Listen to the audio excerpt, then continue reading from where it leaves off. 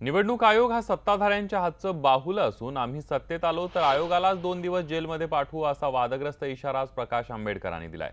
यवतमाळमधल्या एका सभेमध्ये ते बोलत होते। पुलवामामध्ये 40 जवान शहीद झाले, पण आम्ही बोलायचं नाही। निवडणूक आयोग आमची मुस्कटदाबी कशी करू शकता असा खडा सवाल त्यांनी उपस्थित केला। निवडणूक आयोगाने त्यांच्या या विधानाची गंभीर दखल घेतली आहे। स्थानिक अधिकाऱ्यांकडून आयोगाने सविस्तर अहवाल मागवलाय।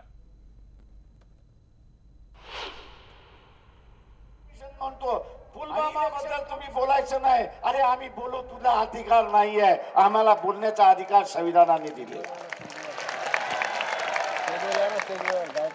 आमची सत्ता येऊ द्या, त्या इलेक्शन कमिशनला 2 दिवस जेलामध्ये टाकल्याशिवाय राहणार नाही हे लक्षात।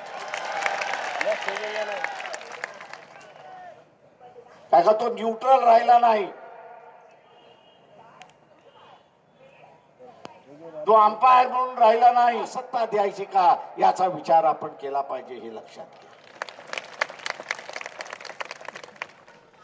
राजकारणासाठी नागपुरातील काँग्रेसचे उमेदवार नाना पटोलेंनी पंतप्रधान आणि मुख्यमंत्र्यांवर अतिशय आक्षेपार्ह विधान केलं। इथे तर दोन्ही इंद्र आहेत, वरती नरेंद्र आणि खालती देवेंद्र। आता या दोन्ही इंद्रांचा काय करायचं, यांना मारायचं की सोडायचं हे तुम्हालाच ठरवायचं असं पटोले म्हणाले। नागपूरमध्ये 5 दिवसांपूर्वी पटोले कार्यकर्त्यांच्या बैठकीमध्ये बोलत होते। तिथे त्यांची जीभ घसरली। राजकीय मतभेद असतील, पण मारायची भाषा करणं कितपत योग्य आहे हे मतदारांनी ठरवायचं आहे। आणि परवा तर आचारसंहिता लागायच्या पहिल्या दिवशी त्यांनी कॅबिनेट घेतली शुक्रवारी, तर शुक्रवारी 147 जीआर काढले। मी परवा नेटला बघत होतो, ते जीआर कशासाठी काढले बाबा, काय इम्प्लिमेंटेशन झालं ते पुढच्या 3 वर्षाला लागू होतील असं सांगितलं। म्हणजे फडणवीस म्हटलं तर आता वरतं नरेंद्र आणि खालतं देवेंद्र, दोनही इंद्र।